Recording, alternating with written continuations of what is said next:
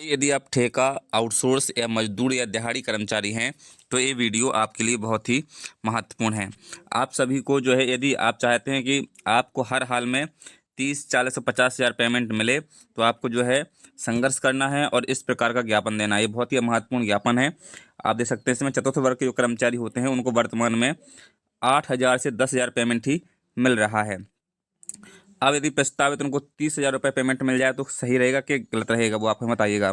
जो तृतीय वर्ग का कर्मचारी हो उसे वर्तमान में 12,000 से 15,000 पेमेंट मिलता है, उसको जो है 40,000 रुपये मिलना चाहिए।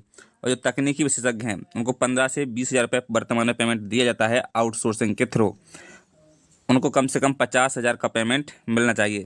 तो ये पत्र हमारे द्वारा बनाया गया है, जो हमारे साथी हैं उनके द्वारा ये बनाया गया है। और ये पत्र जो है महामहिम राष्ट्रपति, आदरणीय प्रधानमंत्री, महामहिम राज्यपाल महोदय, आदरणीय मुख्यमंत्री और सभी को ये पत्र भेजा जाएगा और कई जगह इसको भेज भी दिया गया है। आपसे भी अनुरोध है कि आप लोग भी इस पत्र को ज़्यादा से ज़्यादा शेयर करें और ज़रूर इसको आदरणीय प्रधानमंत्री को टैग करें, मुख्यमंत्री जी को टैग करें। आप डाक के माध्यम से भी भेज सकते हैं, ज्ञापन के माध्यम से भी भेज सकते हैं। दे सकते हैं। मध्य प्रदेश के समस्त विभागों के राज्य सेवा सहयोगी आउटसोर्स कर्मचारी संघ मोर्चा।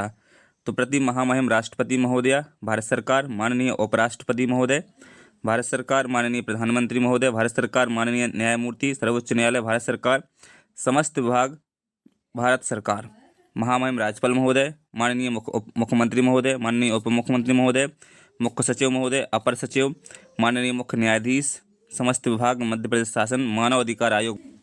आप सब्जेक्ट यहाँ पर देख सकते हैं कि संविधान के अनुच्छेद 309 के अंतर्गत आउटसोर्स कर्मचारियों को राज्य सेवा में समाहित कर नियमित करने, समान वेतन, अवकाश, मेडिकल एवं आयुष्मान भारत की सुविधा प्रदान किए जाने बाबत महोदय, सविनय निवेदन है कि वर्तमान में राज्य शासन के विभिन्न विभागों में कार्यरत आउटसोर्स कर्मचारी अत्यंत विपरीत एवं अमानवीय परिस्थितियों में कार्य करने को विवश हैं। इन कर्मचारियों को न तो स्वच्छ वातावरण में कार्य करने दिया जाता है और न ही संविधान द्वारा प्रदत्त मूल अधिकारों एवं श्रम कानूनों का पूर्ण लाभ प्राप्त है।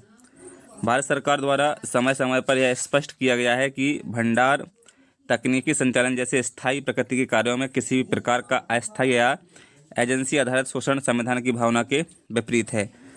पारिवारिक सुरक्षा, आयुष्मान भारत का लाभ, राज्य के प्रति निष्ठा, बेहतर प्रशासन, हड़ताल धरना समाप्त, न्यायालयीय विवादों में कमी, एजेंसी कमीशन समाप्त, राजकोषीय बचत, मानव संसाधन एवं का संरक्षण, नीति, स्थायित्व और सुशासन की व्यवस्था। ये वेतन संरचना जो प्रस्तावित तालिका है इस हिसाब से होना चाहिए ताकि आउटसोर्स, ठेका, अस्थायी कर्मचारी अपने परिवार का भरण पोषण कर सके। इसके बारे में हम बता चुके हैं आपको, पेमेंट के बारे में, चतुर्थ श्रेणी का, तृतीय वर्ग का और तकनीकी विशेषज्ञ का। तो यहाँ पर जो है चतुर्थ का 30,000 रुपये, तृतीय श्रेणी के 40,000 रुपये और तकनीकी विशेषज्ञ के 50,000 रुपये होना चाहिए।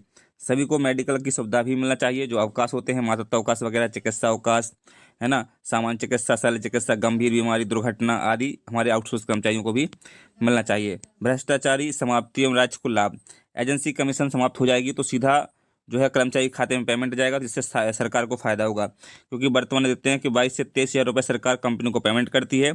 ये 22,000 रुपये से लेके मुश्किल से कर्मचारी के पास 12,000 रुपये पहुंचता है। जो 10,000 रुपये का घपला होता है ये जो है सरकार को सीधी बचत के रूप में मिल पाएगा। सुप्रीम कोर्ट भी स्पष्ट रूप से इस पर अपनी राय दे चुके हैं। उन्होंने कहा था कि भैया माननीय सर्वोच्च न्यायालय द्वारा विभिन्न निर्णय में स्पष्ट किया गया है कि लंबे समय से कार्यरत हों, कार्य स्थायी प्रकृति का हो, चयन प्रक्रिया पारदर्शी हो, तो नियमितीकरण में कोई संवैधानिक बाधा नहीं है।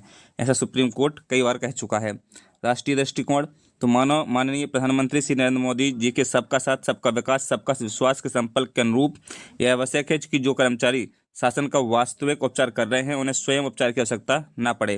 जिस प्रकार कोई डॉक्टर बिना इलाज के डॉक्टर नहीं कहलाता, उसी प्रकार वह शासन ही सशक्त माना जाएगा जो अपने कर्मचारी को संविधान की सत्य राह पर लाकर उनका उपचार करे। अतः निवेदन है कि आउटसोर्स कर्मचारियों को अनुच्छेद 309 के अंतर्गत नियमित कर्मचारियों के समान समस्त लाभ प्रदान करने की कृपा करें। सा धन्यवाद। भवदीय हस्ताक्षर आउटसोर्स संविदा कर्मचारीगण समस्त जो है ऑल इंडिया भी ये पत्र जो है आप दे सकते हैं। तो ये बहुत ही महत्वपूर्ण पत्र था दोस्तों। आपसे उम्मीद है कि आप वीडियो को शेयर जरूर कर देंगे।